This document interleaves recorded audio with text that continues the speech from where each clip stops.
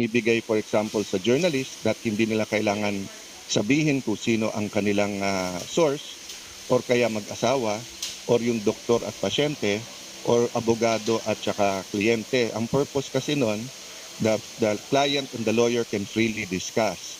Ganun din, ang doktor at saka pasyente can freely discuss kasi they will not be compelled to testify, no? Against his client, against doctor. Pero lahat yan meron ding isa pong exception, no? For example, sa doctor, if i-aminin sa kanya that a crime is about to happen sa United States, then they are required to say that. So ganun din po dito sa executive privilege.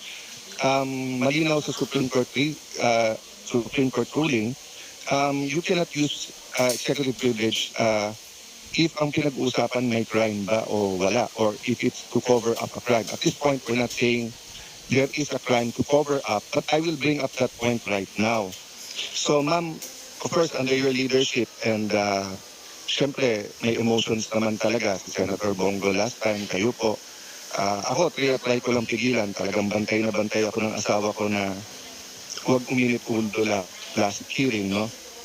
Kausap ko rin ng Senate President na let's check the facts, apply the issues, wag mo nang banat ng banat kasi nga baka hindi natin nakita yung buong video. So having said that, I think lahat naman nahimasmasan, lahat naman po tayo ay nakapag-reflect.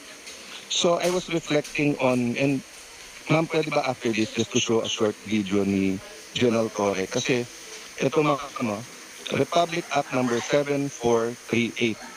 An act defining certain rights of a person arrested, detained, or under custodial investigation, as well as the duties of the arresting, detaining, and investigating officers, and providing penalties for the violation thereof. May I also, akin to court na pagkawala po o hindi pinayagan yung evidensyang i-offer, ito i-proper. No? So wala sila, pero hindi ibig sabihin hindi ko pwedeng ilagay sa record yung tanong at baka sa media nila sagutin, baka di